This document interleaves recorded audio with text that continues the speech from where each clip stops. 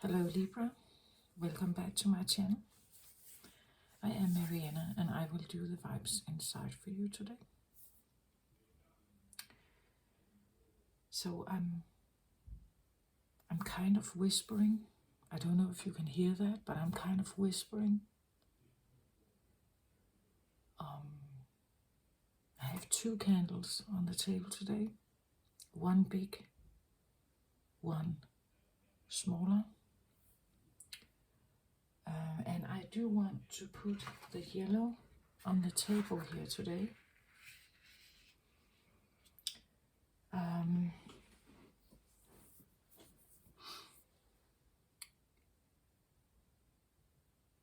I feel like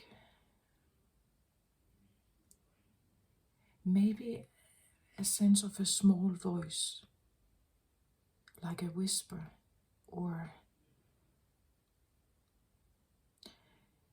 it could be that it starts out as a whisper, the feeling that something is building some kind of momentum maybe in you.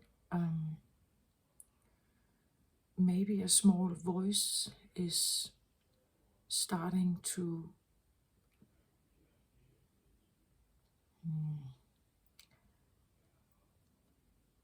you could say a small voice becomes bigger and bigger and eventually maybe creates like a momentum for you. A momentum of some kind of imbalance. You're all about the scales, Libra, right? The good and bad. Everything should be fair or equal somehow, right? That's a harmonious place for you.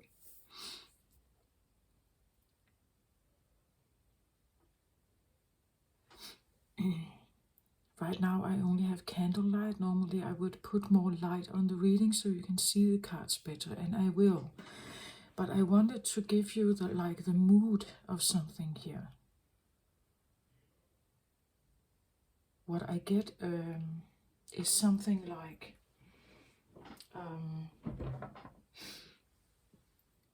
the mood or the feeling to something is, it could be something when you sit alone, you know, like in a quiet, maybe at evening time, maybe evening time, or dim light in the morning when you wake up and you get out of bed. Maybe something is speaking or saying something, but it could be this like small thing, small voice, or it starts out like that, I think. Maybe it's a questioning something in your life, maybe. Something that is maybe out of balance somehow for you. And to do something about it, I believe your confidence may be, I don't know if it's challenged, but it's built maybe. Maybe this has been a voice following you for a long time and you are building some kind of momentum to somehow figure out how to balance this. Maybe to balance something out, you require a certain confidence to take a stand or do something, right?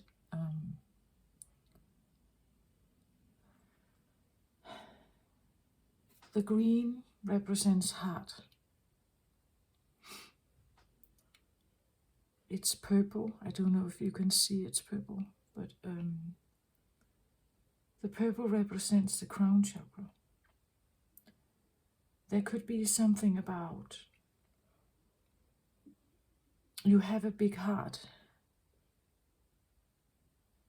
and it rules your decisions, for instance, right? That your emotional standpoint in life rules the decisions you make, as opposed to the opposite, where your logic and reason is ruling everything and you don't really involve your emotions in it. I feel like I'm speaking to someone where it could be where that your emotions is your primal leader in life. This is what I would say, either you or someone you're dealing with, right? That maybe you're the opposite. Maybe you primarily make decisions from a rational standpoint and rarely let your heart take over. And you're dealing with someone who is very emotional, maybe overly emotional, too emotional, maybe, I don't know. But there's definitely an imbalance here, or a situation where this comes out of balance.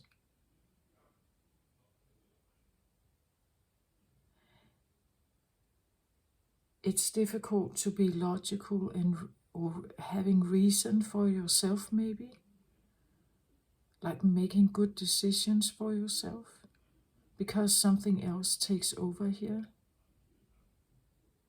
Could be something like that, and to address it or to face it or to figure out what to do,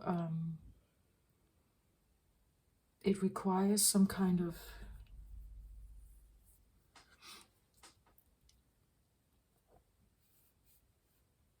maybe a willpower, a confidence, a choice. I feel like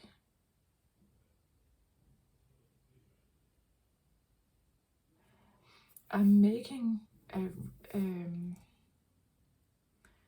I'm making this round of videos actually to figure out something about the memories of each zodiac sign, because I believe we all hold something and it's playing out in each and every one of our lives. Memories that go back in time, memories that go all the way back to the creation of the universe, the Big Bang, Earth creation. This is a little thesis that I have, and I wanted to make a round of readings where I tap into the energies of each zodiac sign.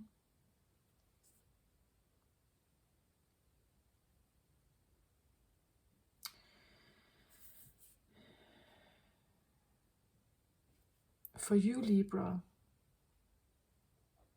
well, the explanation that I used in the other videos talk about the Big Bang and that we are all part of a kind of stardust mix. What happened when the Big Bang was created? It stirred up a lot of dust and like spin of dust and particles.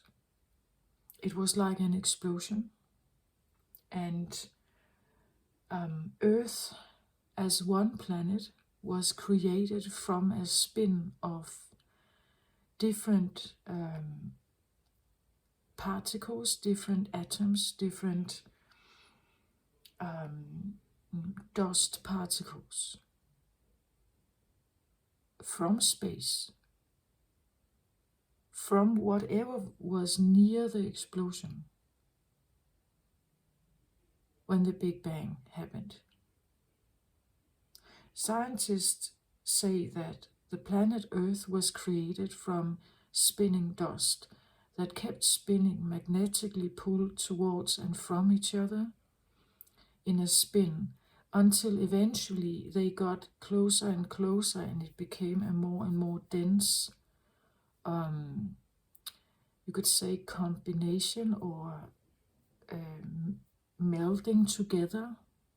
The atoms kind of collided, they merged with each other and created more and more of a mass. It was not just swirling dust anymore, it was more and more condensed, more and more mass-like, and eventually it created the planet Earth. And we have other planets in our solar system that potentially was created the same way.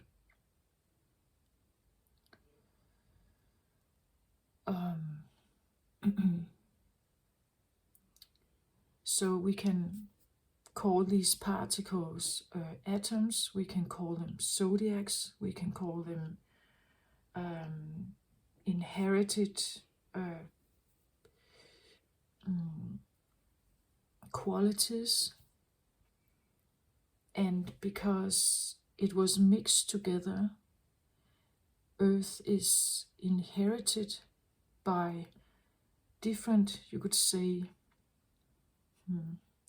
atom species or zodiac species. When you make an astrology chart, you usually have a sun sign, that's the sign most of us know, but you also have a moon sign, Mars, Venus, Mercury, and so on. So we are a mix of something, a mix of different energies. And what I try to do with this reading, it's like trying to figure out some of the values of each zodiac sign, and where it sometimes becomes a problem or where something becomes difficult for each zodiac sign. The reason why I do this is because some of the lower vibrational energies, I believe they have to go. Meaning that some of the struggles need to go. We need to work through them and release them to help Earth race into the fifth dimension. That is one of the reasons why I do this, or at least why I do this round of readings, because every zodiac sign has a pro and con, or a black and white, or light and dark, shadowy aspect to it. That's the dimension we live in, right? We are in the third dimension. In the third dimension, 3D, we have duality. In the fifth dimension, there is no real duality. And that's one of the things that we need to skip the duality somehow. It's easier said than done, because duality is what we know. It is what we are acquainted with. We don't know how to measure the world without duality. Either something is good, either something is bad, right? I'm better than you, so I compare myself, or you are better than me, or faster than me, stronger than me. This is blue, this is green. I distinguish and separate something. That's the separation consciousness of the 3D realm. To eliminate that, to get some of this out, and get to a feeling of more oneness, a feeling of more connectedness, that we are not separate, we are more connected. This is where we are in a process where I believe we are eliminating some of the lower vibrational energies. But it doesn't happen without a fight, I guess. right? Because it means that something needs not to be here anymore. That something cannot exist in the fifth dimension, but it's still here. The remedies, the last particles, it's still here. To some, it is very much present. It's our everyday life. We are constantly living in duality. We have to kind of push some of this away to have a more aligned, more, you would say, whole life. The lack consciousness is part of separation and duality. Either I'm rich or I'm not. We always want something. If we want something, it means that it's not here yet. I don't own it or have it yet. It's somewhere out there in the future. I'm separated from it, so I want it. As opposed to it's already here with me. So eliminating that kind of thinking, and well, I think it's a challenge, but because we're always confronted with it. I have a good-looking body. I have not a good-looking body. I'm constantly criticizing myself. I'm not criticizing myself. That there's constantly we are bombarded with images, thought patterns, things that we ought to have or we need to have. We need to look like, we need to be. This is a separation consciousness.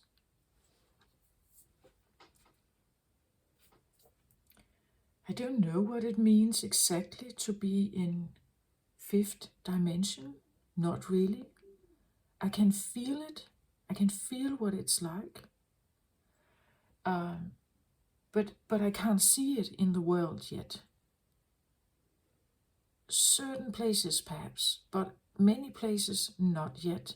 And it's because the third dimension is upheld by something that gains from it. And therefore I believe there is a fight, right? There is a fight between dark and light, between masculine and feminine. There is an imbalance between the different spheres. And something doesn't want to give up that power, right? It doesn't want to give up that power. Because if I'm in control and I can control whether you have what you want or not, then I have the upper hand. So again, if you're dealing with someone here where there is an imbalance, maybe it's at work, maybe it's in your personal life, maybe there's something going on here where it's not balanced. You can reverse the colors, you can reverse the personalities of yin and yang, masculine, feminine. Take that how it resonates, right? But there's definitely a feeling of an imbalance here. And for you, Libra, that's exactly it, right? It's you feel it, I think. You're ruled by Venus, so it's a feminine sign. And wanting maybe a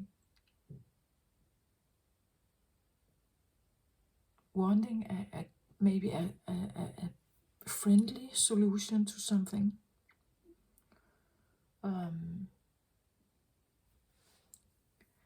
But I'm also aware of at least Libras that I have known in my life that if something hits a note,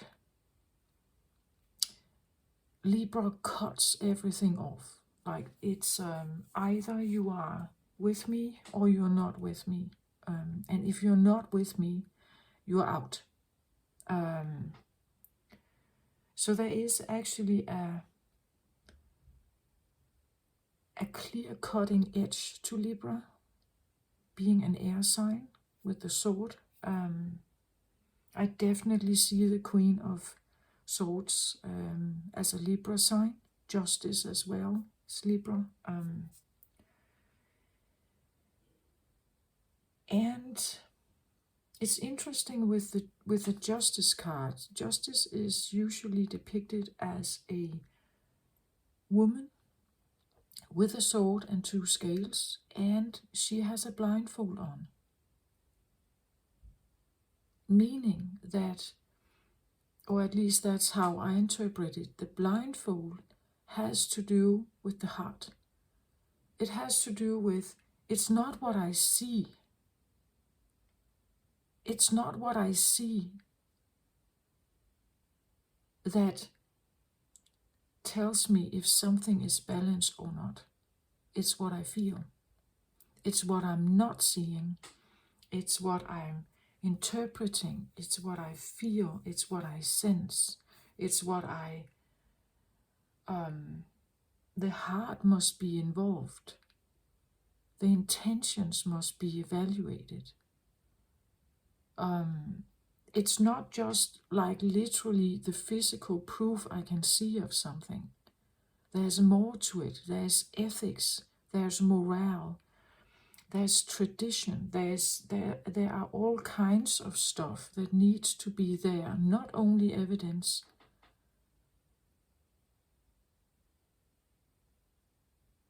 There is something to be considered about the boundaries, the personal boundaries of a person, a family. There are other things to take into consideration. And here I feel like, well, I said it already, maybe someone has a very big heart and forgives and give people other chances, right? Where the logical reason should maybe tell them this is a no-go situation. Don't put your effort here. But this is not overruling what the heart says. So I feel like that could be a scenario somehow. Reverse the characters if that, or the situation, right? But there's something that has more to say, or more, it has a greater, as I said with the Justice card, it's like morale, ethics, heart, intentions have a greater importance, maybe, for Libra. It's not just what I see. Well, of course, maybe I like, Venus likes luxury. Venus likes play and fun and good times. Venus likes kindness also, right? People, Venus like that.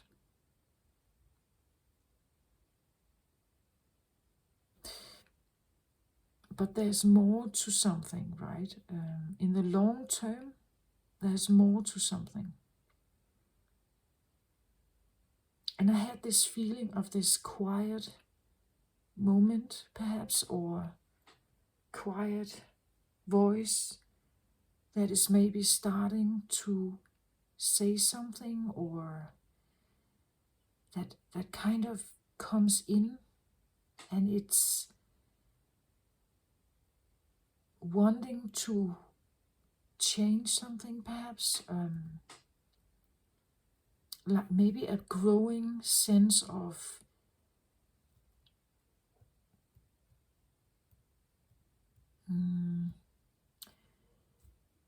like the yellow here can be anything that has to do with the solar plexus, like a growing sense of personal power, a growing sense of anger, maybe, or in the feeling of injustice, or like imbalance, and then an injustice, or a a disharmony, and from that disharmony grows something else. But I get this like a whisper, slow, dim light, dim times, dim. It could be late in the evening, early in the morning, maybe before sun rises, and you wake up early, right? Maybe you wake up at 4 o'clock, and it's just like there's this voice or something. It's creating something here, whatever that is. So just imagine this quiet time, almost like a whisper, coming in slowly, but surely growing something here.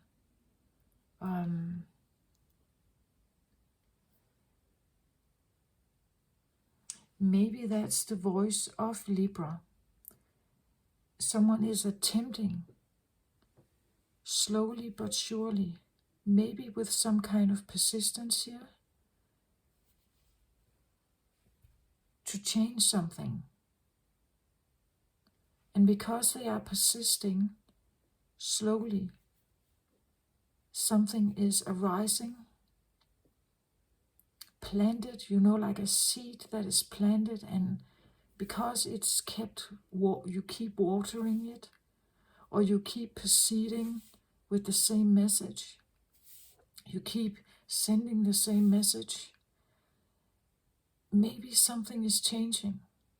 Like maybe it's affecting something here. Or at least that could be the intention. But I get this like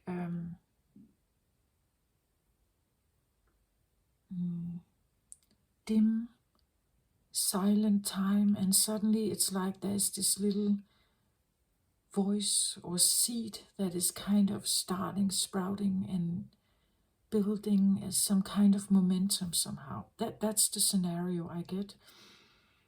So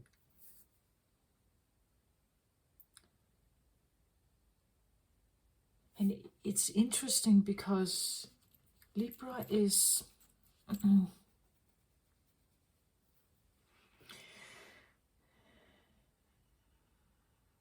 I want to talk about the Libra memories, right? That Libra come with I want to say, I feel it's almost inbuilt in every Libra. That if there is enough sense of imbalance here, something will start inside you. This little voice will start to come. It's like, I want to say almost like an inbuilt memory that this is not okay, right? That something is off balance, and it starts maybe as a little, almost silent voice, but it grows and grows and grows and becomes more and more persistent somehow, right? It becomes more and more, or it comes closer and closer to you somehow, to the point where eventually you may really take a stand. And that's what I feel like Libras do, actually. With the Libras I know, if something is way out of balance, there is a cut. But I want to say maybe that's for the Libras that are, or who are very aware of their own energy, who have been given the opportunity to speak and assert themselves. But what if you were a Libra who was not given that opportunity? What if you grew up, and I tend to read about scapegoats, right? What if you grew up and you couldn't assert yourself? What if you were not given the opportunity to react when something was really off here?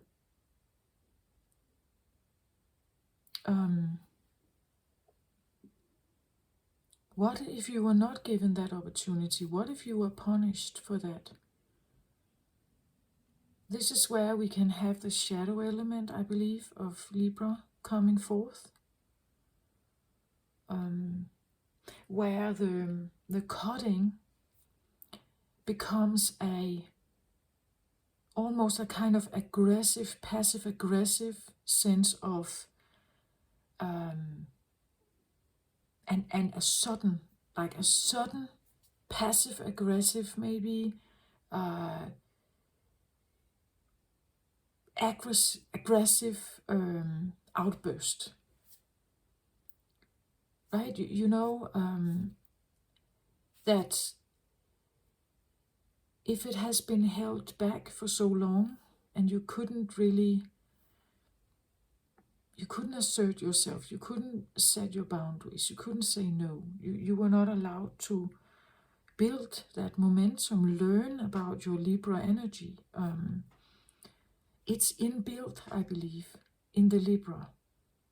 At some point you can't take it anymore, then this becomes too much.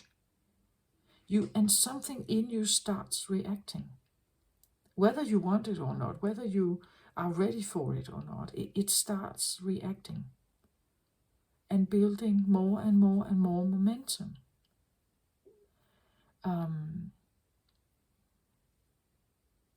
So it's challenging your confidence, your willpower, your free will, your wants and needs, and everything here. That's what I feel like. It's an inbuilt, I almost want to say safety or survival thing, that eventually it will come forward even if you have been pushed down. That this, I believe, is part of the Libra memory. That it can take a certain amount of imbalance, but eventually it would be the feeling of almost like a volcano erupting, right? Because it has been pushed down for so long, it will come out with a massive pressure. That could be the feeling of the passive-aggressive reaction. And this is where other people may have a reaction that says, what on earth happened? I don't understand. I thought we were friends, and now they are acting like this. Now they cut me out. Now they say no. Now they reject me totally, utterly. They block your phone. They say utterly no to you. They erase you from or delete you from social media contacts and everything. It's like you're a total outcast. And for another human being, that could feel a little bit like, whatever happened? What did I do? Maybe you don't even know what you did. But for the Libra, you hit a mark, like you hit something vital, and they had to react out of that state of being. The pressure here became too much. So the memories can talk about, if you're dealing with a Libra, to understand that the scales are extremely important. The scales are constantly weighed for a Libra, because they have to react whenever you reach the bottom of something here. There's attention to both of them simultaneously, and when the scales become too, they are too far apart, it's like a survival bottom, right? That something starts to erupt for Libras. We can even talk about, was that the reason why the Big Bang happened in the first place? The eruption, the volcano eruption, the passive aggressiveness, you could say, Was that a reaction to some kind of imbalance here? Was the big blow up, was that caused by an imbalance here? And are you, Libra, really the holder of that energy? And therefore you have to react. We could say if yin and yang becomes too far apart from each other, will that amount in some kind of eruption? I don't know, but I'm just speculating a little bit about this. So, let's have a card here for the overall energy. Because the other way around, now I talked about this more, maybe more passive-aggressive part of Libra, the cutting, the ultimate cutting. But on the other hand, when Libra is in a very good place, it's the most beautiful, loving energy. Libras usually have the brightest, most soft, angelic smile, right? Libras are usually also very attractive people. The women can have issues with their weight. They are usually quite, you could say, round, I want to say. They are round, struggling with maybe keeping their weight down. They are the ultimate feminine, right? The ultimate feminine expression. There's nothing edgy about the Libra. They are very feminine. Breasts, they are not slim necessarily. Well, of course they can be, but it's a struggle for them to stay that way. But usually they have this bright, beautiful smile, perfect teeth, right? That's like the toothpaste ad commercial, right? They could use like someone with like that kind of smile, smiling from ear to ear, and it has this angelic, gentle, loving touch to it. It's very difficult not to be drawn in by that, and the sparkling eyes, right? And I want to say, if a Libra loves you, like they would give you your heart, their heart. They would give you anything. But if you double cross them, if you do something about the heart, if you betray them, or you are not forthcoming of that love, they can cut you like a sword with a sword, right? It's a bit like either or. That's and maybe you don't know when where the boundary is, right? Others may not know where the Libra is setting the boundary.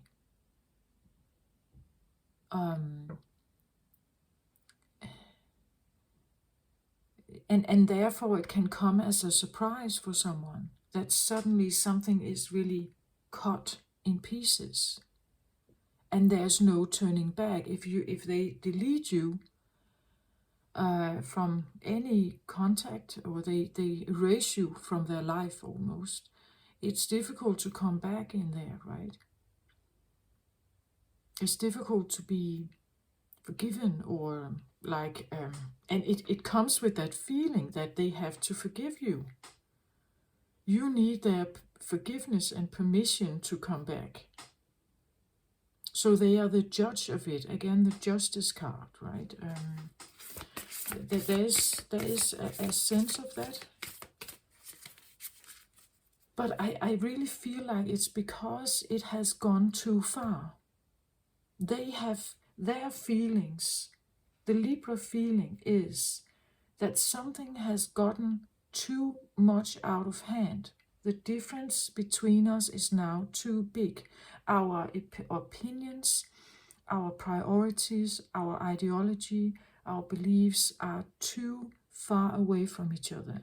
And I can't have that. I need more balance. I need something to be more equal. And therefore they cut with the sword, right? They cut with the sword, with their words, with their expression.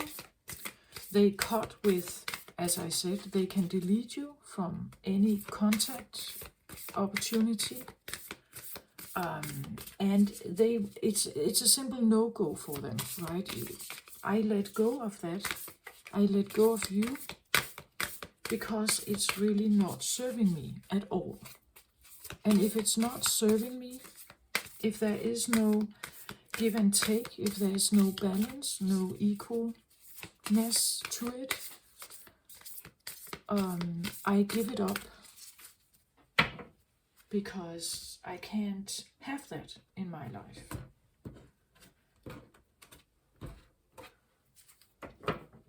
It could even be that I can't sustain myself. This is where the explosion happens. Like the yin and yang, the oneness, or at least an equality feeling, needs to be there. It needs to be present, I believe, for Libras to feel balanced and more harmonious. There will always be a back and forth, of course. But to the most extent, it has to be more equal. If a Libra feels like they have put more effort into something and you have not, they cut you out of the picture. Rising sun, the divine solar child reborn.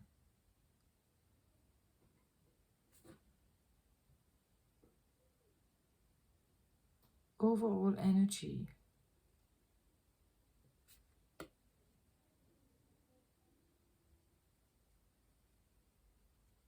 Rising sun, solar divine solar child reborn.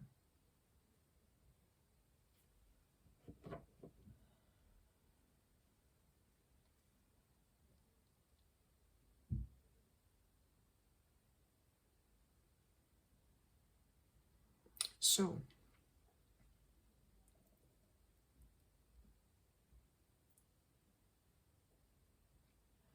first of all, I'm drawn to the fact that she's holding a child here. A child is a mix of yin and yang, masculine and feminine. It cannot be born without. At least not in our existence in a 3D life. That's not possible. These two elements needs to be present to create a new child. So again, there is a mix of the yin and yang. There is a mix of or a balancing act going on whenever you want to create a new child. Here we talk about the divine solar child. So there's something about the sun energy, the masculine energy here. And maybe that's why I have the yellow here. Yellow is associated with the solar plexus chakra, where we hold our personal power. It is a masculine center. It holds the willpower, the go-getter energy, confidence. It's where we take action. We take action from this center. And somehow, again, I get the feeling of a child, maybe a Libra child, that was not given the opportunity to manifest and state your boundaries and your like assert yourself, and you were not given the opportunity to build the masculinity in you, or the masculine side in you. Maybe that's why I also talked about this, the rational, more orderly side of you here is masculine. The heart-based is feminine, right? So maybe there's a lot of heart here, but not so much, a lot of feminine and not so much masculine here. In you, whomever I'm talking to, usually if you're dealing with outside people where there is an imbalance, you may have that imbalance inside you as well. As within, so without, that kind of thing. It could be the feeling that whatever this is, the logical, rational crown chakra here, so your brain, your belief system, the way you think, it's less dominant here, or little, like it hasn't evolved to like maturity, right? It may still be a bit childish or immature, or even totally untouched, like it hasn't been able to grow and assert itself, manifest itself. With the rising sun, it feels a little bit like that. And when I look at the color of this mother and child, it feels a little bit like a bronze or a copper statue.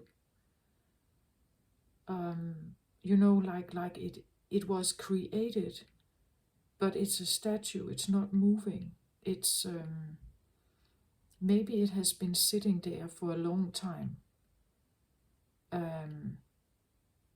And the rising sun for me feels a little bit like breaking out of this copper statue, you could say exterior,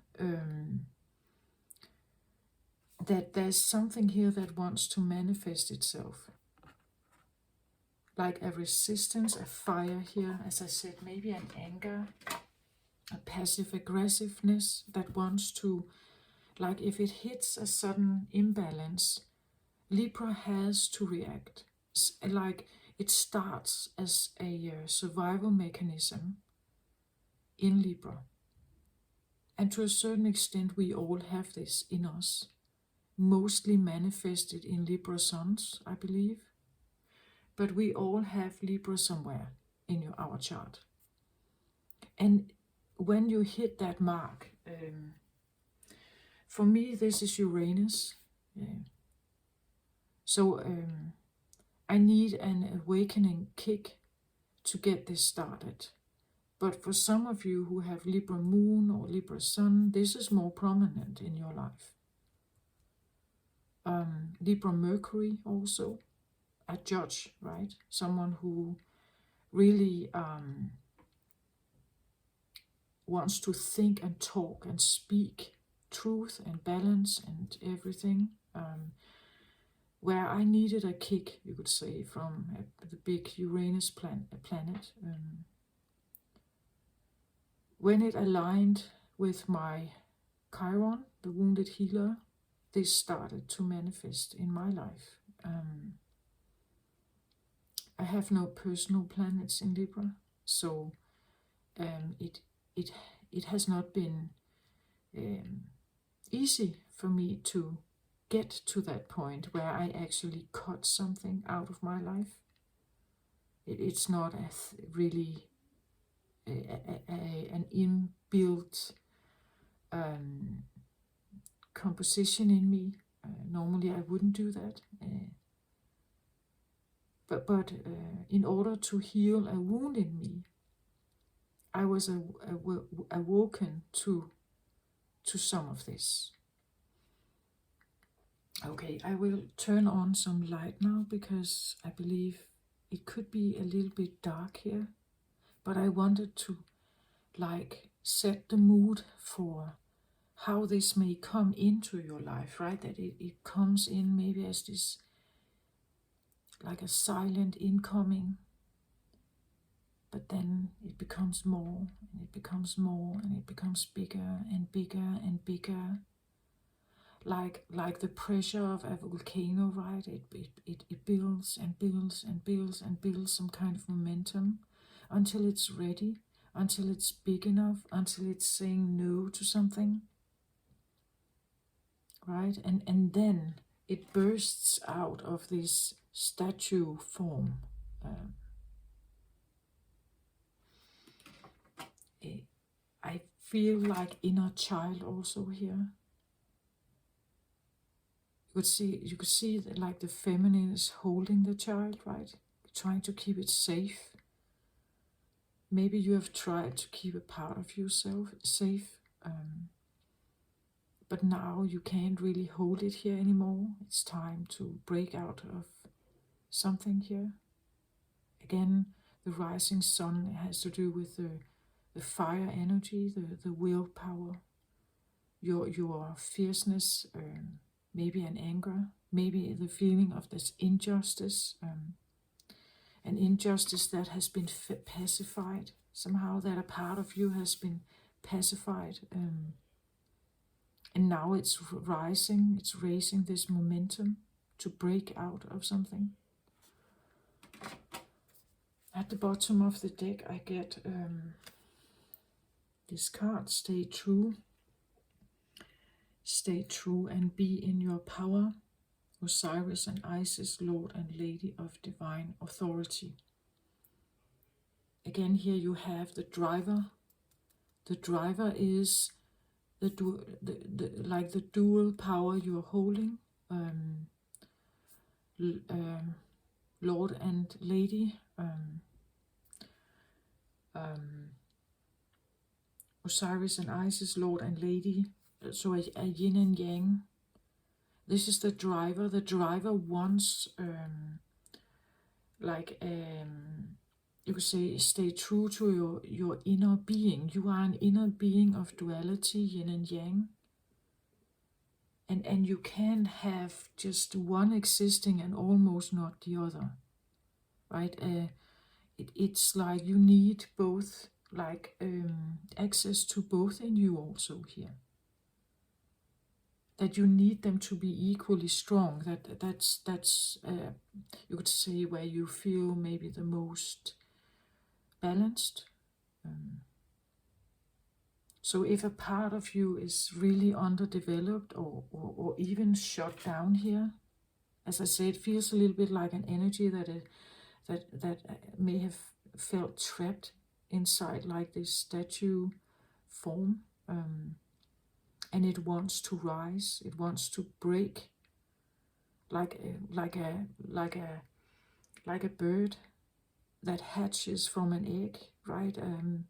That the egg shell has kept you in like this position for a long time, and the child here couldn't grow, it couldn't evolve. It's there, but it's kept in a I don't know, I would say a prison, but it has kept hidden or repressed somehow. And now you're becoming ready to hatch out of it. That's what I feel like. Because the presence of both energies, yin and yang, the balance of this is extremely important for Libra. The feeling that both elements are present, Lady and Lord, Osiris and Isis, yin and yang, both of them have to be present for you to have authority in your life, right? For you to have, we say, here it says divine authority, right? Stay true to who you are, that you are supposed to hold both energies. Now I turn on the light here. You're supposed to hold both energies. You're supposed to be who you are and be in your power. And the power for you to be in power, you need something to crack the shell here. And I feel like something Again, this feeling of something like a little voice, a feeling, a sense of injustice, or a bit of a rage maybe, and maybe, like the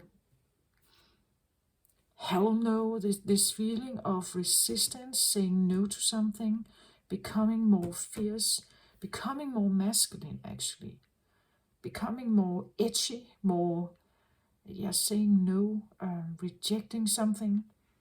That this is where the sun is rising in you, where he is becoming bigger, or a logic thing in your mind starts to burn through, right? This is not right. I don't wanna deal with this. This is not balanced. This is not equal. This is not fair. This is not harmonious. I don't want to do this anymore. That's the fire, and that's the, I want to say, the rising sun. That's the fire energy. It has to somehow create some kind of balance. But again, and it's built into you to do that. It's built into you to be more balanced.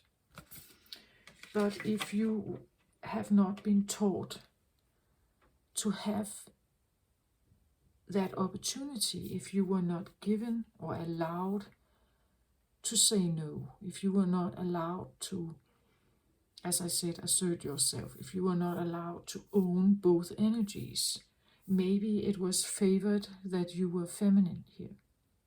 Compassionate, understanding, good-hearted, kind-hearted. That side of Libra was favored. The other side, where you cut with your sword, where you say, no way, get out of my sight, that is masculine. And maybe you were not given the opportunity to grow that part of you. That this was not liked, appreciated. This was liked and appreciated. So you grew this to an immense status, and this was much less. So you see, when that happens, it's that now something becomes very maybe good and pure and angelic and saint-like here. And on the other hand, now the difference is now too big between those two, right? And therefore the safety button is activated and starts to do something. And this is where you can have this small voice starting to come up in your head that something is off here. Something is not right. Something is out of order now. I need to do something, right? That feeling.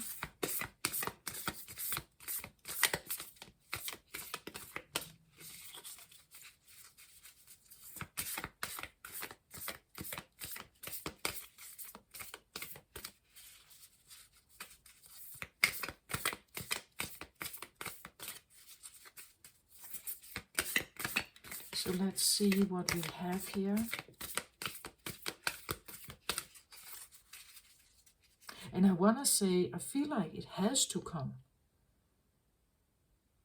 If you're facing some of this, or you recognize it in you, if you're a Libra, or a Libra moon, or a Libra Mercury, if you recognize this inside you, you know that this is part of you, right? If it resonates, it will be probably a very undebatable thing about you. No one is ever to question that, right? They're not supposed to push any of these down. Only you can do that, right? Only you can push any of this, but no one else is supposed to, right? I get a feeling of again, the divine solar child reborn. It's like maybe an inner child thing.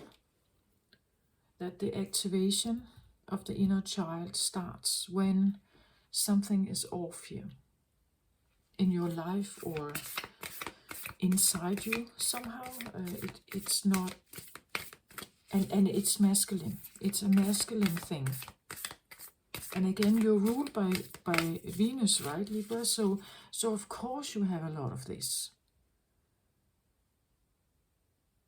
But I want to say, to protect this also and keep it sacred, you probably need some of this also, right? And I believe that Libras are actually quite good at, they are an air sign, right? So they speak, they speak their mind. Whether you like what they say or not, they speak it anyway. Especially if there is some kind of imbalance or unfairness or something, they will say something about it, or they will react to it. Okay, so how do we want the cards here for the Libra memories?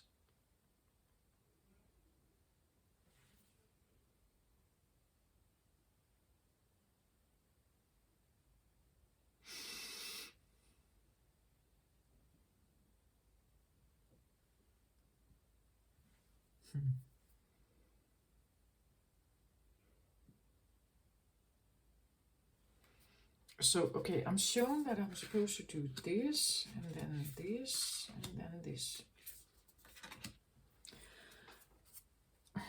I don't even really know why it has to be like a line, or like why I couldn't put them just like that. I guess it may have to do something with that energy, and this may have something to do with that energy, and something is happening in between them, or that we have a journey from one situation to another situation where the masculine is maybe more activated. Okay, at the bottom of the deck here I get Hilarion, but it's upside down here. So let me have a look at this card. Yeah, it's a card number 5, which indicates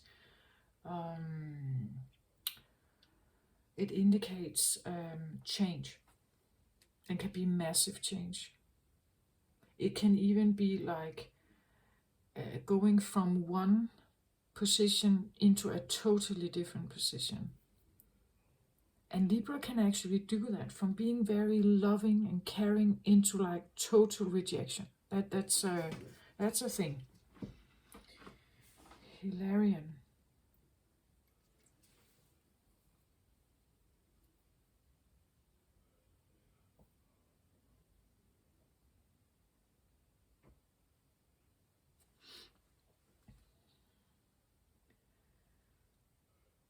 Well, I think it's difficult when I look at this card not to think about ancestors, not to think about maybe an ability to speak with the dead,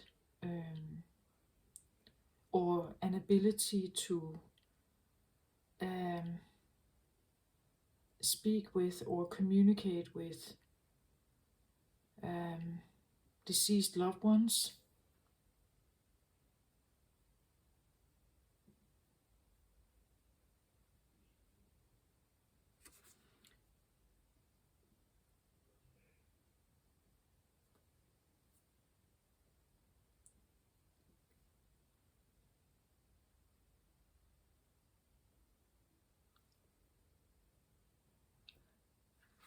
I get actually, when I look at him, it's like I see him almost like a preacher, like he's preaching from the book, whatever that book is. But the book for me represents something of lineage, like the story of our lineage. And this guy is now here in the present moment, alive to tell that story, to tell the story. to preach the story, to relive that story, hearing the voice, right? Hearing the voice of someone. You could say it could be a deceased loved one, a parent maybe, whispering in your ear, right? That this is the story we live. This is the story we have lived. This is the story we are going to live. This is the story you are going to live. It's a repetition of the same norms, the same tradition, the same way of living, the same religion, the same, maybe you could say, status in society. Like I'm reliving whatever my parents did here. I'm not sure it's the right. Well, in the book it probably says something else, but that's what I get. It could be the feeling that you have an ability to talk to or connect with, I want to say, deceased souls, right? Deceased people. It can be your family, it doesn't have to be your family. It came out in reverse though, so I get the feeling of not wanting that, not necessarily wanting to repeat a story, a storyline, or a lineage, not wanting to repeat. Again, here we have, like he is surrounded by death, right? Well, you could say the souls are there, the ghosts maybe are there. Or we can say the memory of loved ones are there, but they are not really there with him in this actual life. It's a little bit like having a part of you with you, but it's not active. As I said, it feels like a statue, or it feels like it's dead. It's not really active, right? It's like it has been pacified. Like you can say here, they can't really take action in this life. They are like ghosts, or like they can't take action in this life. You can't depend on them. Like, well, maybe for guidance, but not as a physical help, or you can't see them. See here, she's actually sitting with a child here. I don't know if you can see that, but it means that you cannot have access to it, right? You cannot have access to them only in the spiritual realm, perhaps. Or maybe in the dim light scenario, as I said, early in the morning, when it's still silent and nothing is really moving. Maybe this is where you feel a presence of something. But it's a presence that you can't, it's not active, it's not really there. It seems like it's there, but it's not active. It's not alive. It's dimmed, or it's repressed, it's small. But it could be the feeling that it's trying to like break through, that it's trying to break through the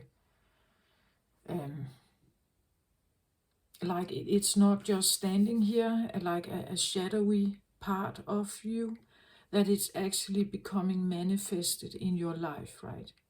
That you are no longer speaking to a side of you that is maybe not alive, or as I said, hidden, repressed. It never got to the point that it could grow in you or outside you, right?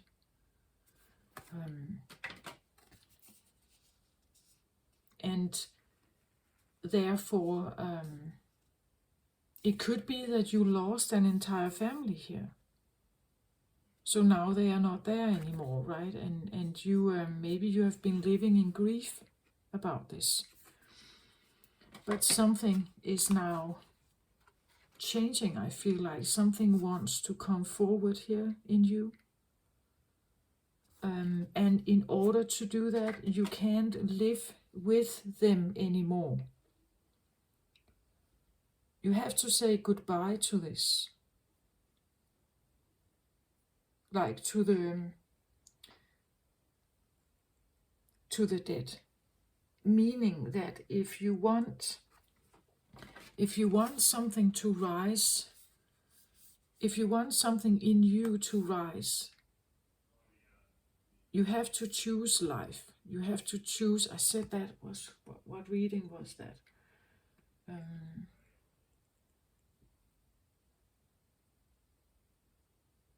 don't recall right now, but there's something about you can live alone amongst the dead,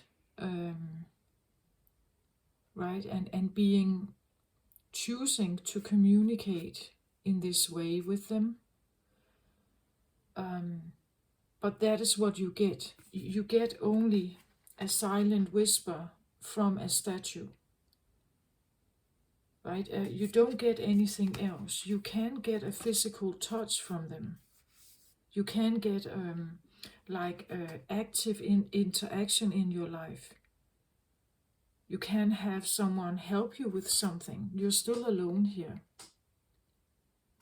So in order to break that, you may need to choose to say, I want a real, like a living person in my life.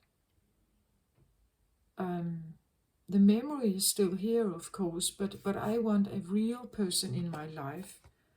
I want to manifest a real person, someone who is alive. Because this is no longer enough for me, or it's not right, it's not fair, that I'm somehow only able to live with like half living or somehow passive life interaction. I am living here, having a living heart. I can't be around people who are not. You see, again, I can't be a living person here and be the only one feeling something. And over here, something is passive. There is nothing really warm and tender, and like I can't hug them, right? They are spirit perhaps, right? But that's it. They're spirit, and when you are here, you cannot offer me physical touch, for instance, right? So even though I may respect them and love them, I can't stay only here. I can't only stay here.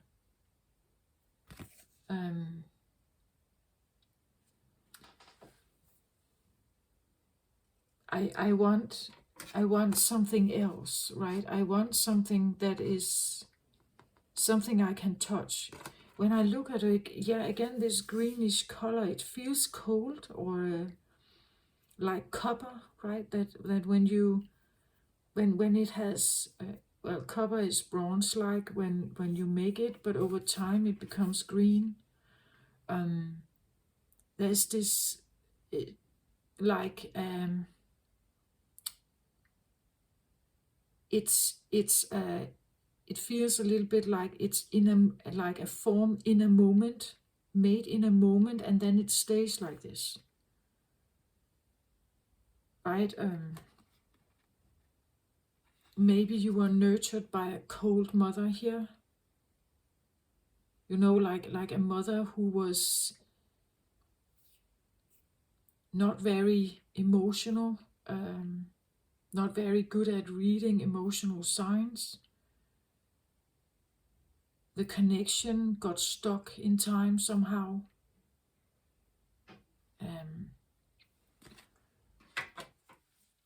and it wants to rise, right? It wants to break out of this connection somehow. A connection that feels maybe a little bit like this. It probably is the reason why it is reversed.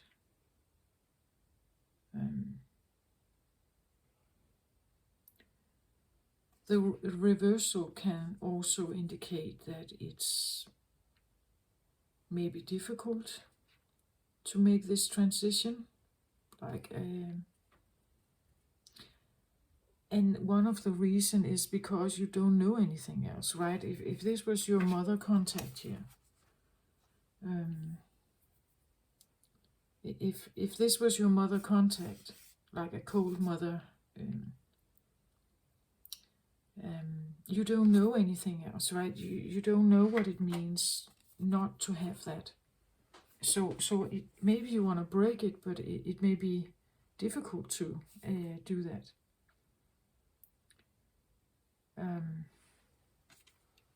Or at least it comes with a sense of an obstacle, maybe, right?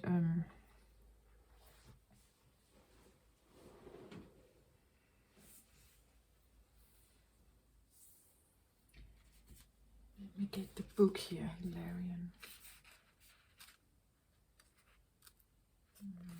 Let's have a look. Reversed here. When Hilarion appears reversed in your spread, it's a sign that you've lost your focus, or you could have become totally illogical about an issue in your life. You may feel confused because you are deceiving yourself about something or someone. This reversal could also reveal that there is important information that may be unknown to you. No matter what's troubling you, it's time to bring your logical mind back into focus. Yeah, the logical mind. So again, the rising of the sun, you have to get more masculine energy.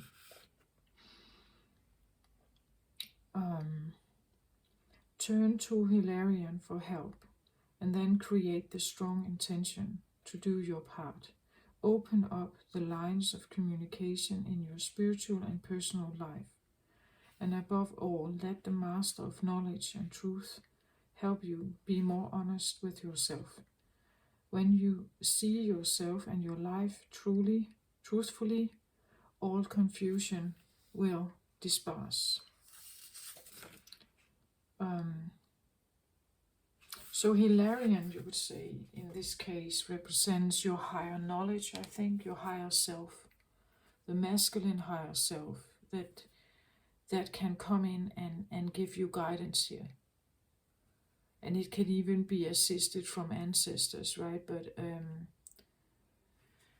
But just be mindful how it makes you feel, because sometimes knowledge can be like a clear-cut thing, and it doesn't really take emotions into regard.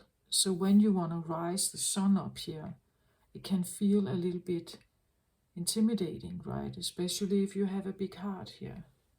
Because sometimes this guy, the rising sun here, needs to make decisions that are quite sharp and harsh. So there can be a transitioning period, right? Let's have a look at this. But again, remember, I talk about memories. Maybe there is a memory also here that when I integrate something more logical, it will question my heart, right? It will question my intention. I can't stay loving all the time and then integrate a judge and make decisions and cut people out of my life. I can't keep an open heart and then do that at the same time. Something needs to be balanced. Maybe a little less of this and a little more of this, right? So you can't stay the same and then become something new. That's important to remember, I believe, in a spiritual awakening journey also. And when we are attempting to raise the vibration here. Earth is doing this nonetheless. We will be forced through something or awoken to something. That's a thing, I believe. And one of the things that needs to go is maybe that here you can have something like feelings come up when you raise this one out or break them out of the hatching out here. When you do that, you could have feelings like, I'm a bad person for doing this, for choosing this. I am disloyal for choosing this now. I'm a bad son or daughter for choosing this for myself now. So you could have these, I am selfish for doing this now, right? I'm arrogant for doing this now.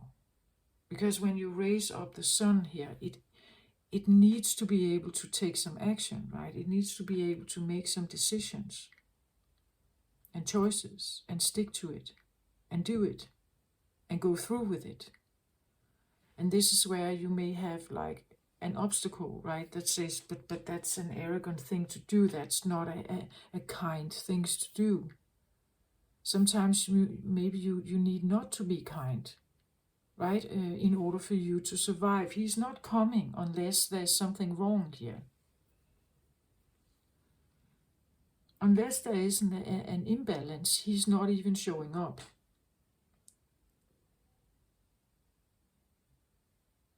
Right? So that's the point of it. It is that you can't stay the same and then integrate a lot of masculine energy here.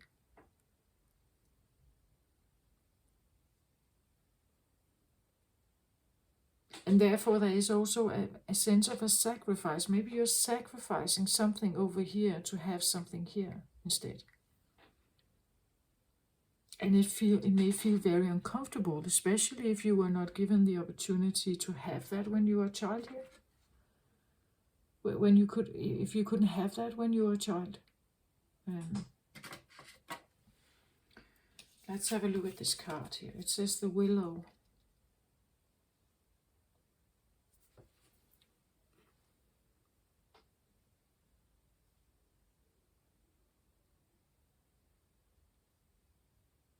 It's an interesting card. It's quite beautiful card. Sunshine, water, big tree. You could see it a little bit like the tree of life, right? Something that powers you, something that gives you your resources, something that is maybe balanced. To me, it comes across a bit dreamlike, like, or the strongest me, right? This is a picture of the strongest me, somehow. The sun is right behind the tree. It's like the sun is backing me, right? But it could also show this feeling that the sun can't quite shine through yet. It hasn't really hatched. It hasn't hatched out yet, the rising sun. We see a little bit of it here. But the tree could be something like the roots. Again, the lineage of my family, everything I know, everything I've learned. The roots of my family is actually standing in the way for me to see the sun clearly here. So even though it seems like a dreamlike picture, and there are resources here, seems like quite a strong tree. It's still almost like it stands in the middle, like it has put itself in the middle of the center of everything. It could be the center of your attention, that the sun must always shine on the family or the roots, right? So that we keep the tree fertile. Right? It's important to keep the family running, for instance, right? Everyone needs to be good here, and therefore the sun must always shine on that. the sun cannot really shine on what it wants. This could be the feeling, this is always concerning me, my family, what my family thinks and feels and what they need. And that's where I put most of my attention. But it also means that this only part sun that actually reaches me, right? The sun is always shining maybe on someone else here and not really reaching you. And that's what you need to balance, right?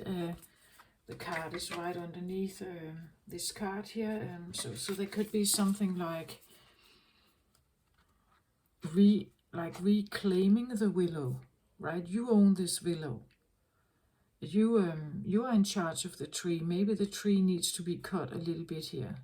The green, as I said, maybe this has become too big. This has become too big now, and therefore I cut it a little bit so the sun can actually come to me now. It can shine on me also. I can feel the warmth of it better if I actually, maybe cutting this means that you put less attention on your family, right? Or like parents, maybe siblings' life and so on. Maybe you put a little attention on you also, right? That it doesn't have to always concern this. Even though it's a nice tree, I want to say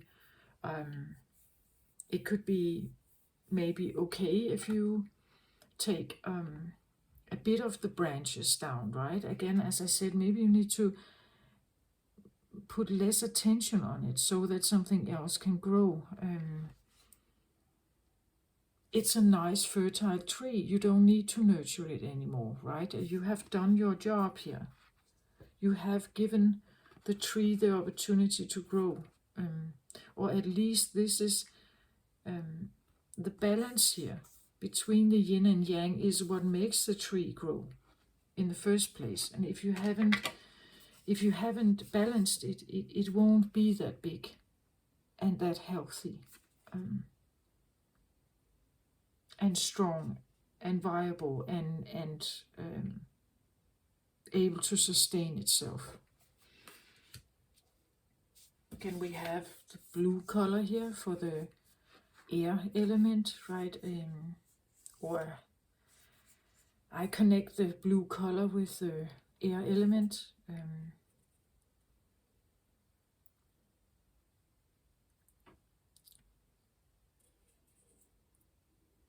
It actually comes across a little bit like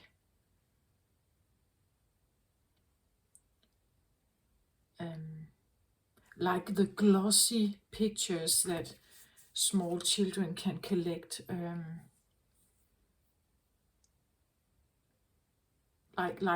It's almost like it shines too much here. Or there's a lot of light on something here. That it becomes too glossy or too glowing. Glowing.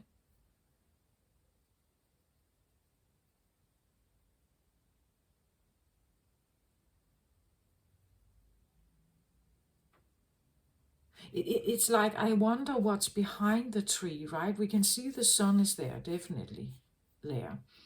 But it's like it takes everything. It sucks everything to it so that this becomes very big and fertile and healthy. But I wonder if I could go behind it. How would the scenery then be, right? It's like something is taking up your awareness, but if it was not there, you would have the entire scenery to look at. Not to say that it's a bad tree or it doesn't look good. It's a healthy, good, vibrant tree, but I would like, maybe if it wasn't there, I would consider the field and maybe a sunrise or a sunset. It's like something is occupying you to an extent that you never get to see that sun.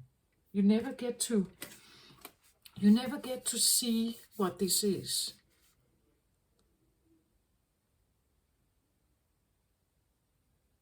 Or it could be that the sun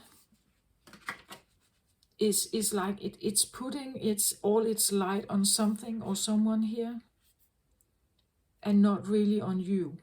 Take that how it resonates.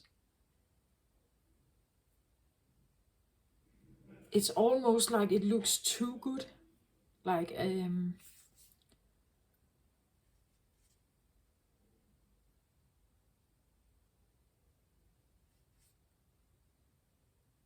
two of forces, right? So there are two here. Yin and Yang, Lord and Lady, Osiris and Isis. There's two here. Two have to work together to make a tree grow, or make the child grow, you could say. So the water of the yin element maybe, and the sun of the yang element is what makes the tree grow, right? And I believe this is deeply embedded in the in the Libra energy, right? That both needs to be balanced to make something grow and be healthy and vibrant. This is what is needed. This is where the power lies. But I also get the secondary message of like maybe something was nurtured with a lot of shine here, but the shine never got to someone else, or it only nurtures one thing and not another.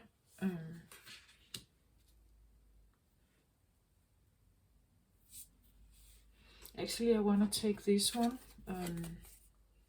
the King of Roses.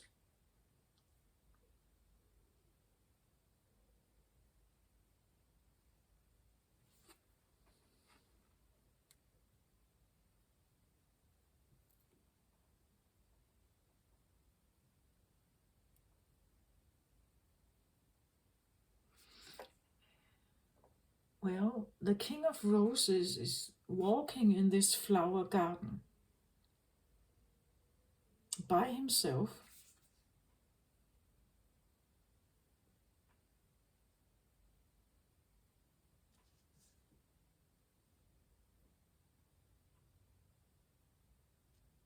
I see him alone here.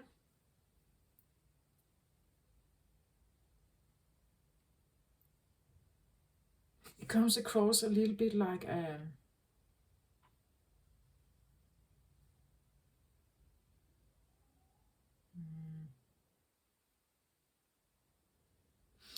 king who is embedded in his feelings.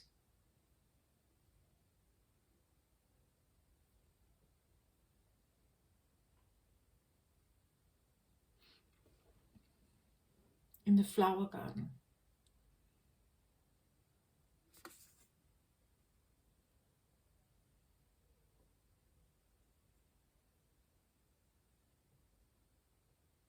Roses is like the cups cards.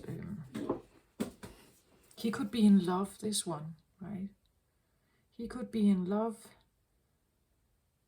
wandering in this garden, looking at the flowers,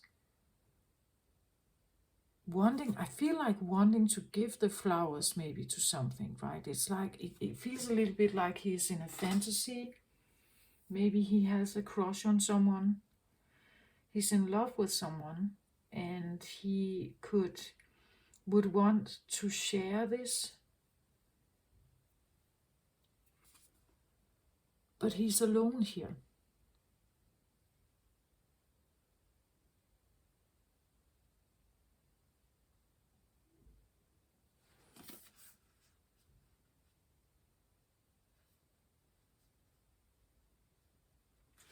I get a little bit the same feeling of this card here.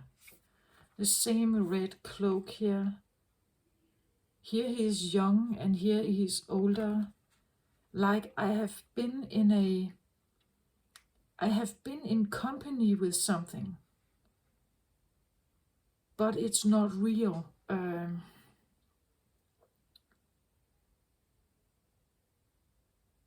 That's what I feel like. I have been in company with something, but it's not real. I can't really touch it. It's all in my head. It's like a fantasy, a romance fantasy, like a romance novel. And they are not really there. And I again, this is reversed. Like, I don't want to do that anymore. Romanticizing about someone. Maybe here. Again, in the heart space, right? Maybe I've been romanticizing a lot here about someone. Keeping myself occupied, maybe. This could be the feeling of limerence, actually. The limerence feeling. That I'm occupied with something. It has it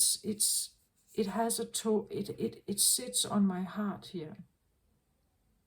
And I walk around in this like beautiful garden, but that's all it is.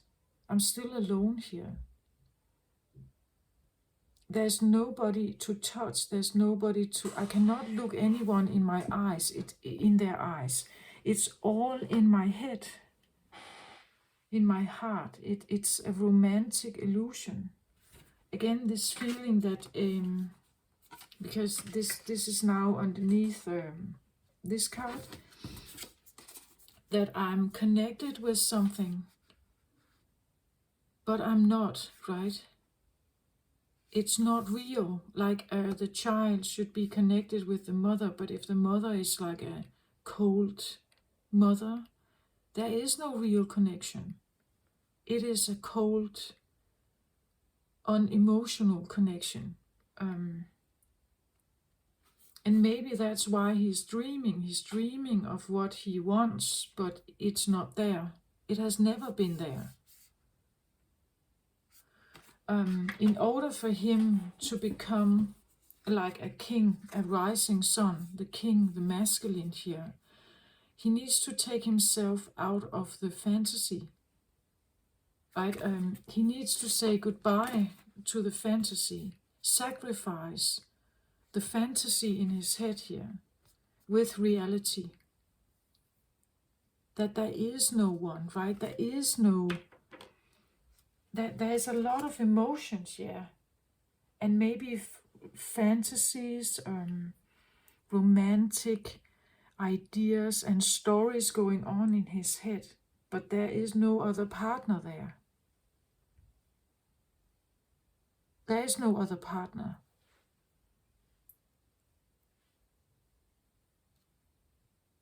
As long as you stay in the romantic feelings, this is where your heart, it triumphs over your logic.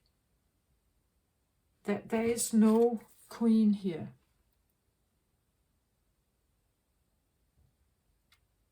You may fantasize about the queen. You may fantasize that they are coming, or they must be in this realm. I must be able to find them, but they are not here. They're not with you. And it feels a little bit like maybe you have done this for a long time. Here he stands as an old man. Right?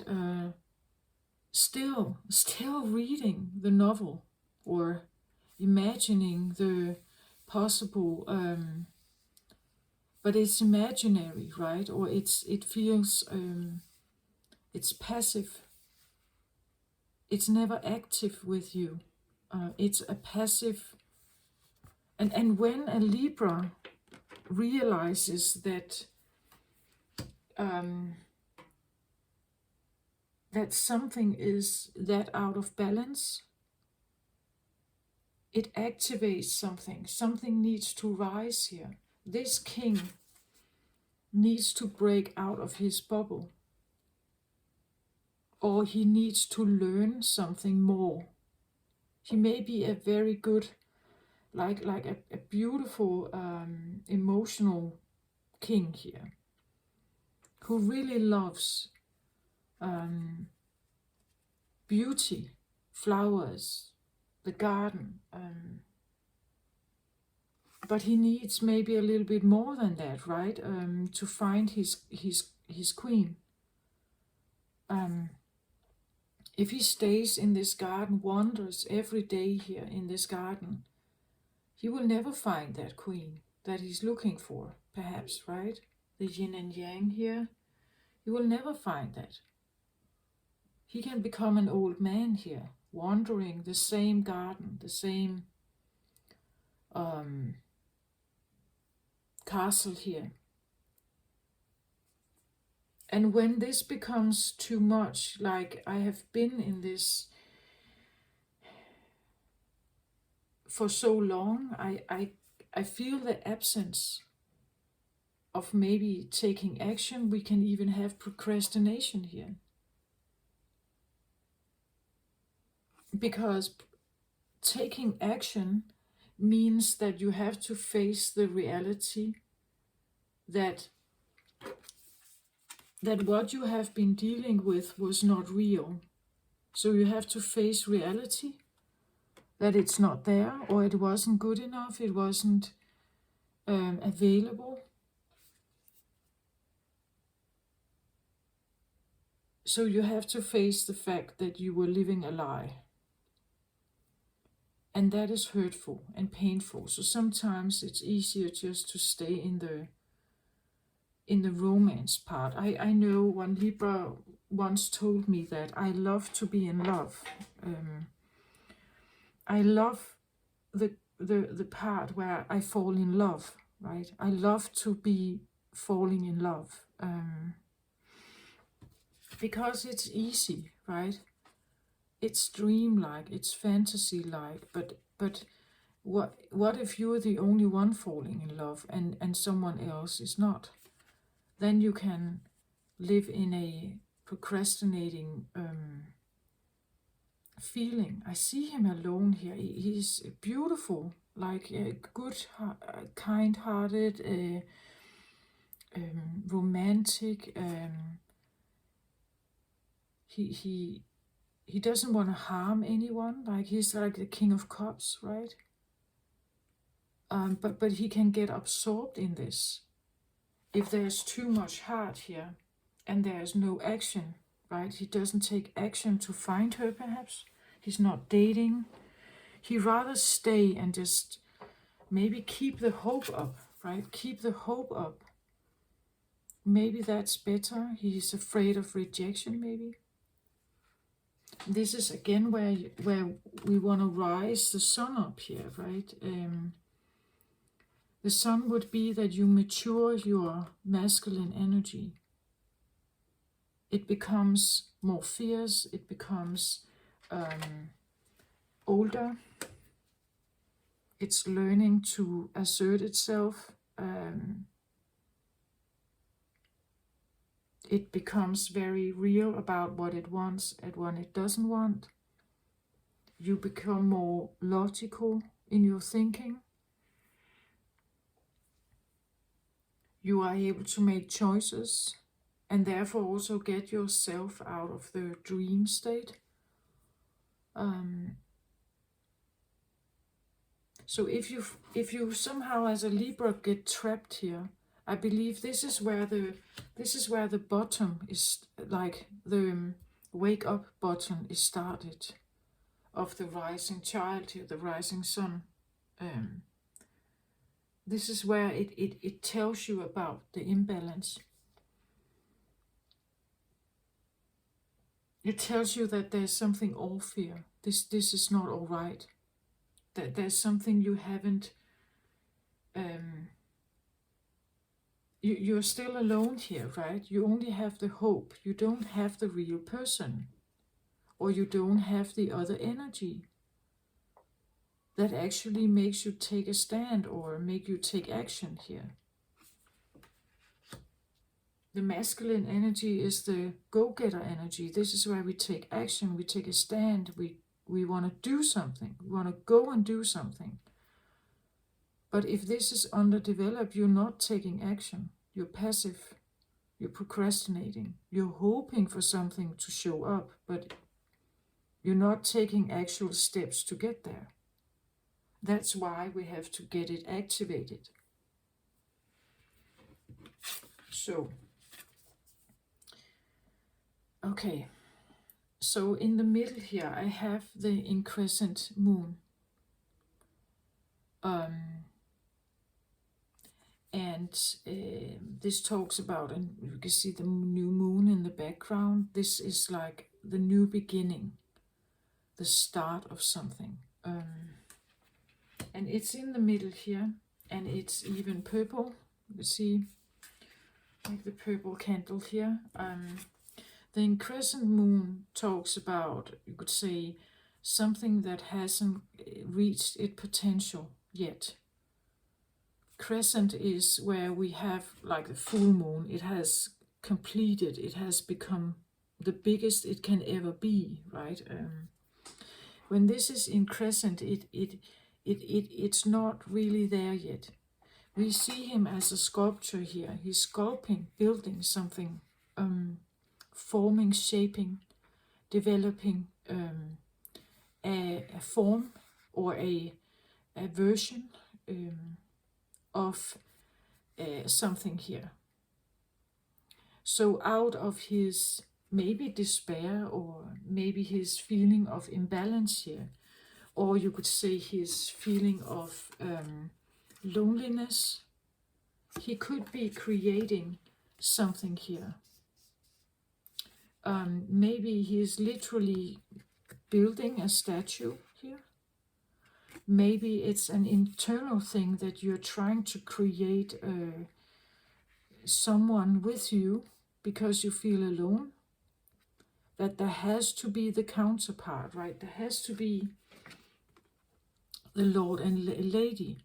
So if there's only the Lady, or if there's only the Lord present, you want to create or build the Lady. Right? And this can be, well,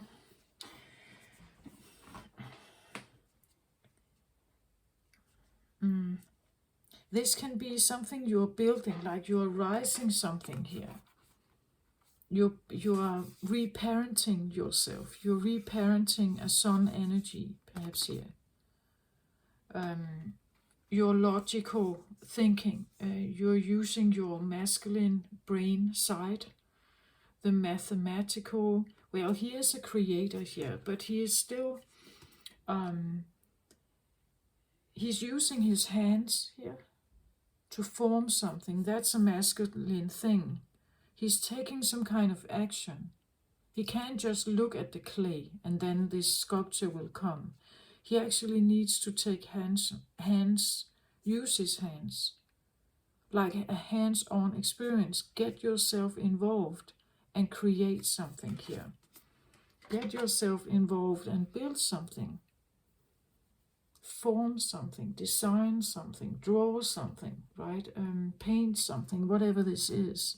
He has a lot of drawings over here as well. There are even other attempts up here maybe, but you see he's trying to create maybe the right version of something.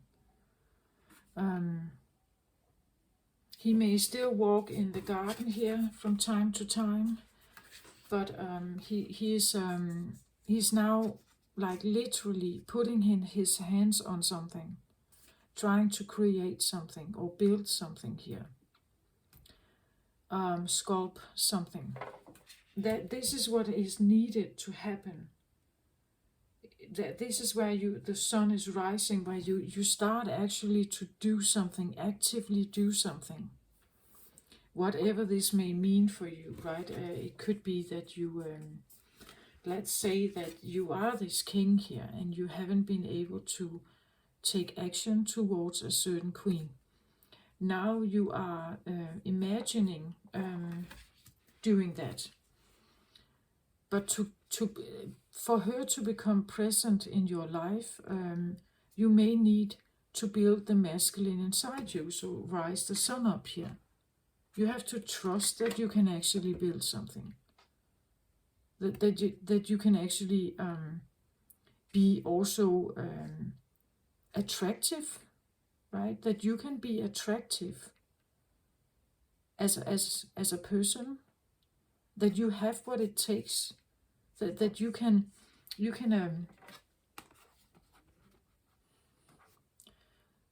can create something here. So out of nothing or out of clay, you are now creating maybe your Venus here, or you are creating your mask, you're rising something up. You are the builder part of you, the doer part of you is trying to attempt to hatch out, right? It's trying to do so. It may be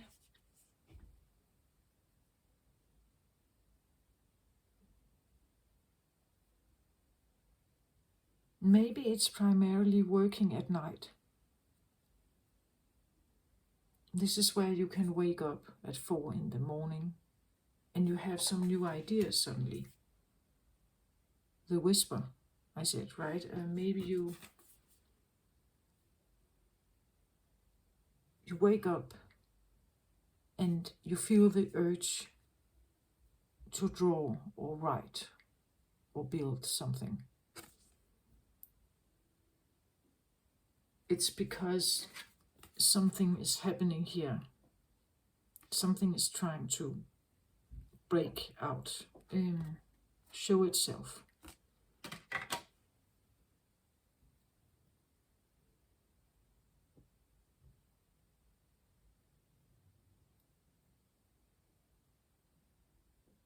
And again, this in the candle night, okay, in the candlelight, in the night, when everything is silent and quiet, this is maybe where you are profoundly actually working with something, or you could do that.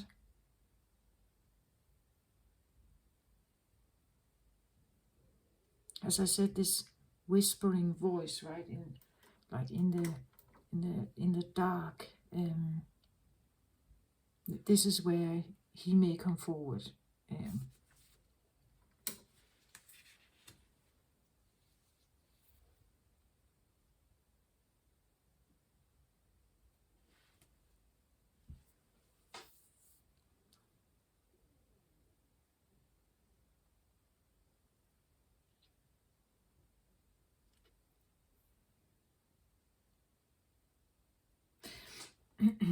There is an emphasis on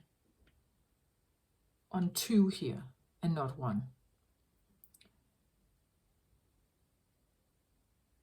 Right? That one cannot exist without the other. So 2 and duality is a big thing here.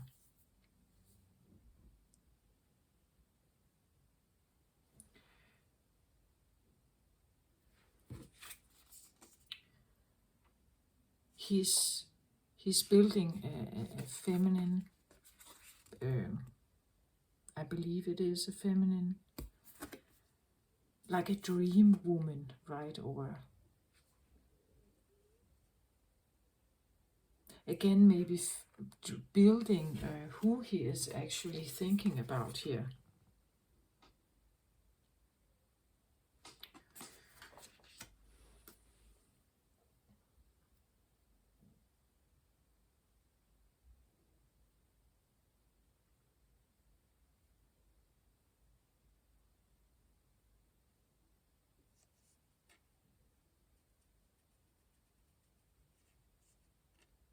It could be an image, right?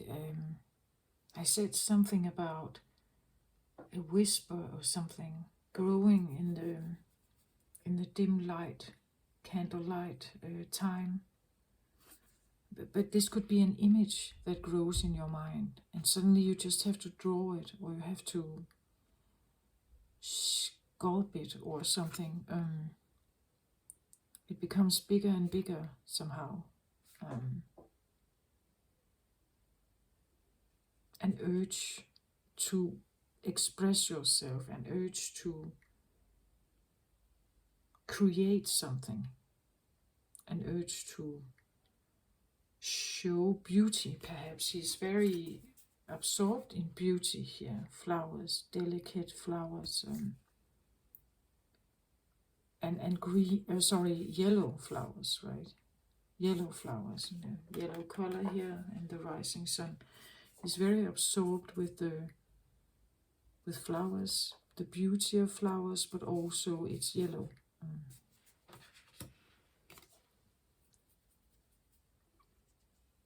And it's like it wants to do something. The sun energy wants to do something. It's a doer energy, a masculine energy. It wants to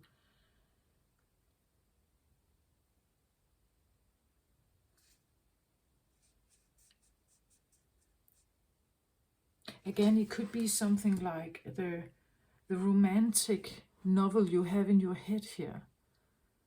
Finally, you are actually writing it. You know, like now it's not only in a fantasy in your head, you're actually writing it. You're writing it. You're putting it into writing. You are now making a thing, a book out of it, or a novel or something out of it. It's no longer just like a fantasy romance in your head here. You're choosing to paint it or write it or make a poem out of it, or, you know, like even if it's unrequited love, you're still doing something here.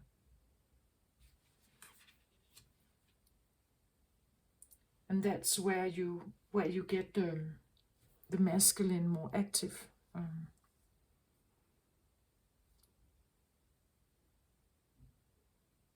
So you're actually growing him, you could say, the logical, structured, builder, doer energy.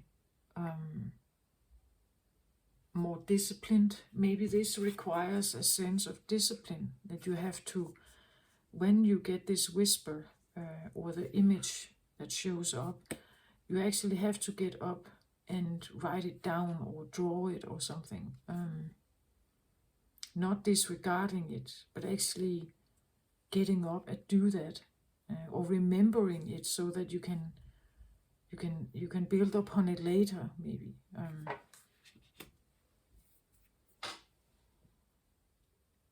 That's what I feel like. It's important to have that balance.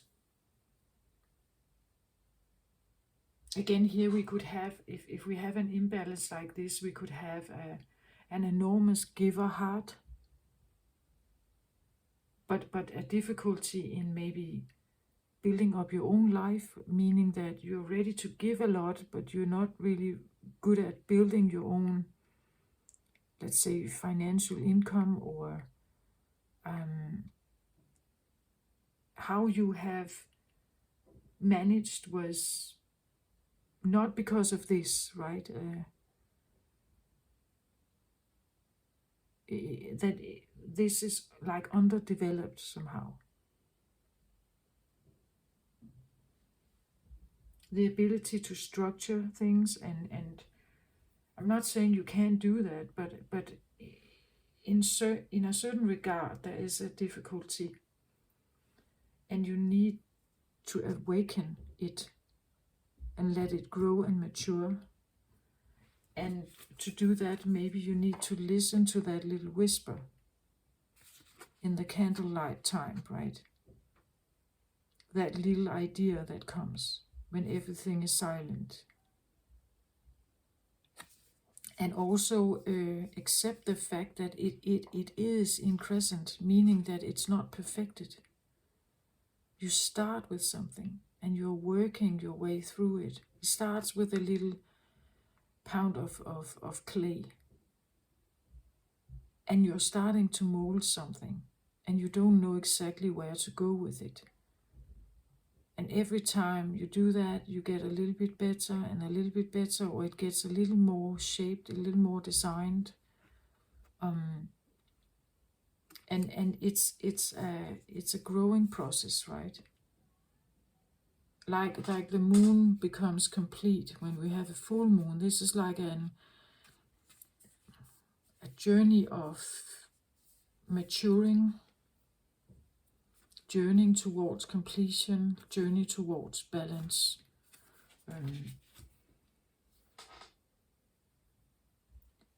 And as I said, there can be this feeling of,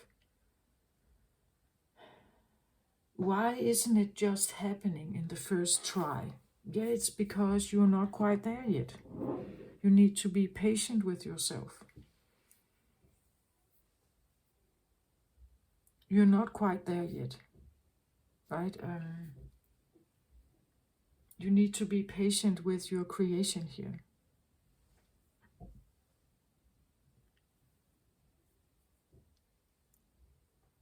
For something really to hatch, it takes a time. It takes its time.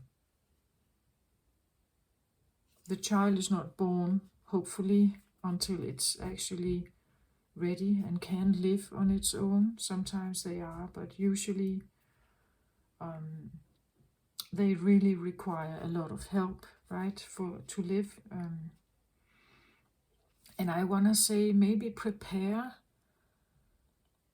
like take your time, right, and make sure that you're not, let's say, you're not sending a half-finished novel on the streets, or you're not posting something, or you're not. And if you're doing it, know that it's still a work in progress, right? Know that you are still learning, that it doesn't come overnight, right? That it's and give it attention and focus and detail, right? As it should have had from the get-go, but it didn't get it, right? It was repressed maybe. Allow yourself to take your time and be kind to yourself, right?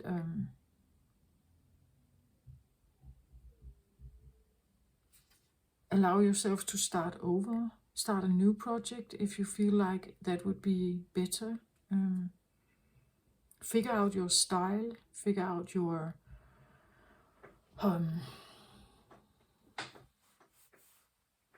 tune, maybe your style, your voice in it. What is it you want to say, or what is it you want to, like, what's the message, maybe.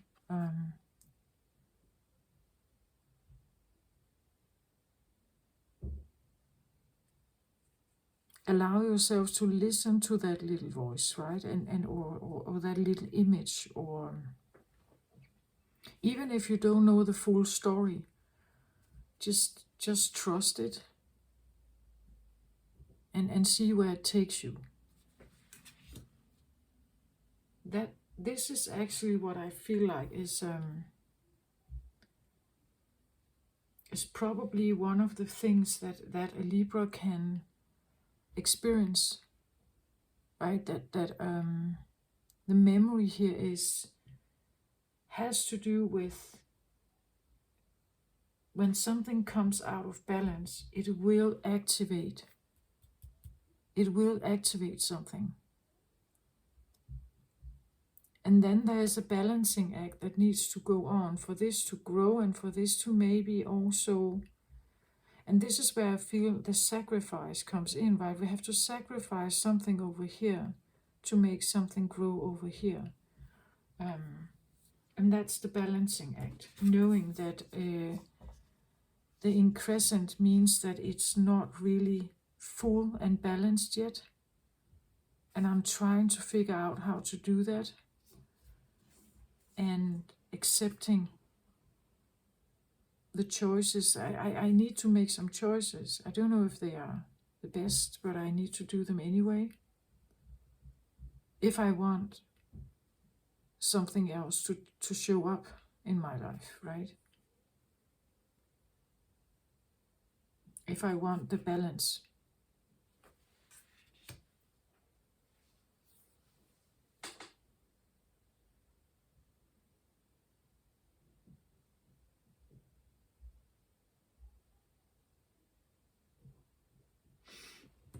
And I also want to say that for something to be created, it needs inspiration, and maybe he finds inspiration here in the garden,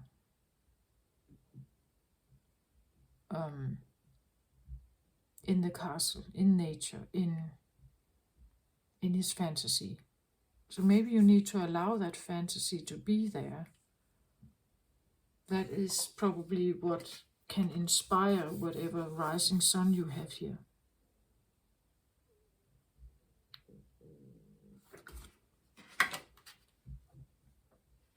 I feel like this became a more practical reading, like something to do or but I hope you get my point of it, that an imbalance, if it becomes too big of an imbalance here, or they become too far away from each other, there is no real connection, there's no communication. It's like they get too far away. And that is not the real, like, composition of Libra.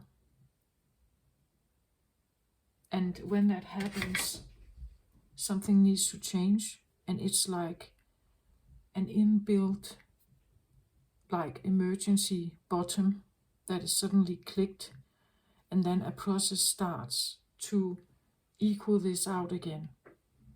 I believe this happens inside a Libra. It can explain some of their choices, some of your choices perhaps, if you are a Libra. Why you suddenly cut something and why you open your heart to something.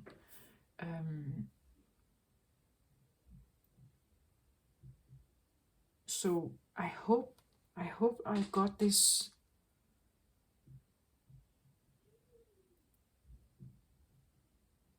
And there's definitely also a feeling, I want to say, Libra is about close connection, close relationships. Being alone is not really the right thing for a Libra, right? I believe they cherish and really long for connection. They would like someone to be there with them.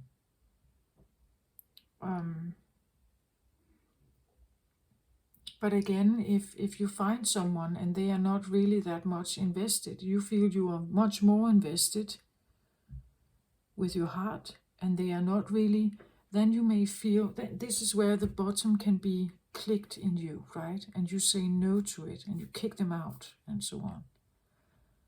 Because it's very important to feel that you are supported, that you feel that it's equal somehow. And if that doesn't happen, it's like you... it's an unacceptable thing for a Libra, I think. I believe the number 2 is very important, in the sense that there's you and something else, you and someone else, you in a contact or dynamic with something else. Yeah, this is what I have for you. I hope this helped you. It became a bit practical, I think. But I hope you get my point of it. That the memory that is held in Libra is that there cannot be this imbalance. If it becomes too big of a difference, or if the distance between them becomes too much, they will react with something. They have to react. Attempting all the time to try to keep the balance. But sometimes you sacrifice yourself in keeping that balance. right? Maybe you have sacrificed yourself in trying to keep a balance by having so much heart invested in it, and someone else is not. They are not having their heart invested in it. It's a little effort for them, right? So take that how it resonates. It's just when you feel your fire element show up, your temper, or your passive aggressiveness or something, there's a reason for that, right? Okay. This is what I have for you this time around. I hope this helped somehow. Take care of yourself out there, everyone. Love and light to you. Bye-bye.